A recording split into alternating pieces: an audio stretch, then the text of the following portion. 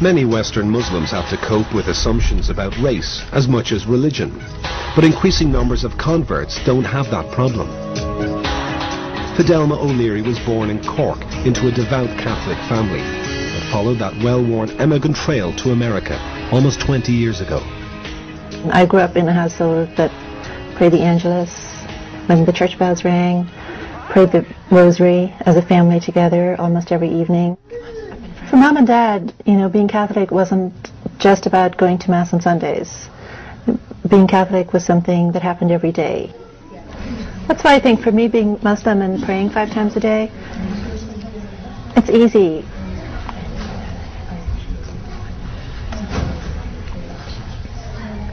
It was a process of becoming disenchanted with the church. I just pulled away from being a traditional Irish Catholic. Today, Fidelma lives in the Texas state capital, Austin, and is professor of biology at St. Edward's University. You find someone poking around inside your nostril, right? They're just worried about you. Okay? A college friend of mine gave me a copy of the Quran.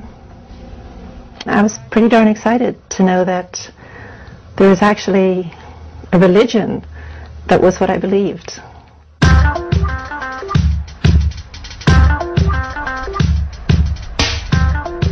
I've been Muslim for about 25 years. And I can remember a time when I was the only convert I knew. Now, my circle of friends is half converts. Most Friday mornings, Fidelma hosts a prayer group at her home, and among the faithful are 2 other Irish converts, Eileen and Michelle. Hey, we're 3 lovely lassies from Erin, and I am the best of them all. The world is becoming quite secular, and I think that's okay for a while, but then people look for meaning and they look for significance. Jesus said, "I am indeed a servant of Allah. He has given me revelation and made me a prophet." It's a very simple message. At the end of the day, it's a very simple message. There's God. Worship God.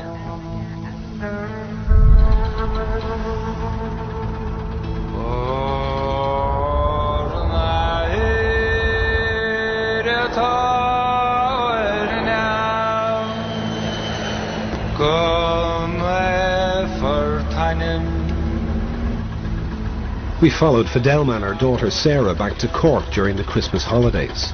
The journey would deliver an intimate encounter between a modern Muslim and Catholic tradition. When I first told my family I was Muslim, it was difficult for them to hear. They identified very strongly with being Catholic. It was hard for them, and they knew nothing about Islam. You talk about misrepresentations of Islam now. Well, go back to Ireland in the 70s and it was more harshly misrepresented. I don't think you gave me a kiss. Give me a kiss and a hug for your auntie. What's your favorite auntie?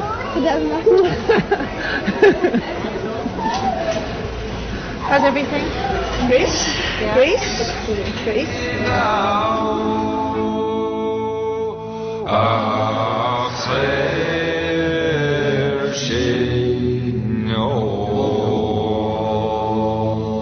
This is the small little part of Cork City that I grew up in as a child.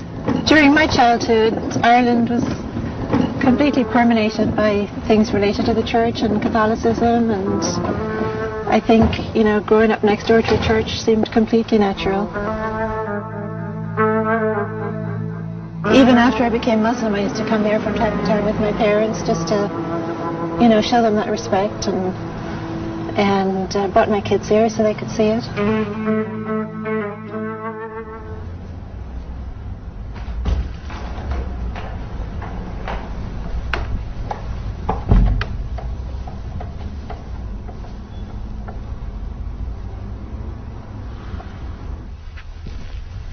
I'm kind of shocked at myself to remember that I used to go and kneel in front of these statues and pray to them. And the thought of kneeling at a statue of some virtuous person who passed away and praying to that person is ludicrous to me.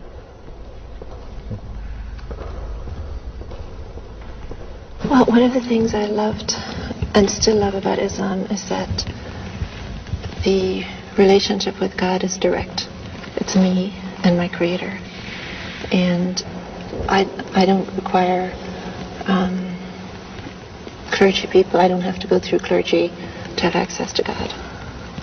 So I can learn from scholars, but my access to God, my worship is direct. I stand before God and I worship, and I ask for help and I ask for guidance, and it's a very direct connection. And that means an awful lot to me.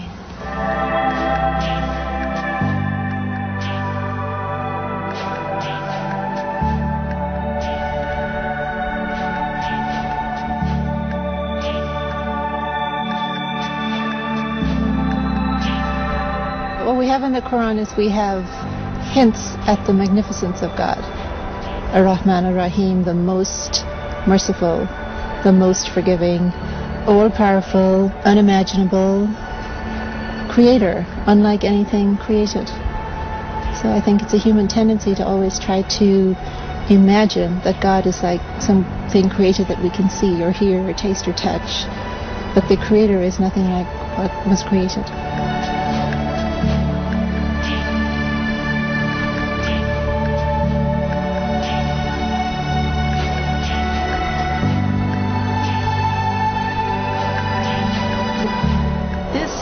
God's creation.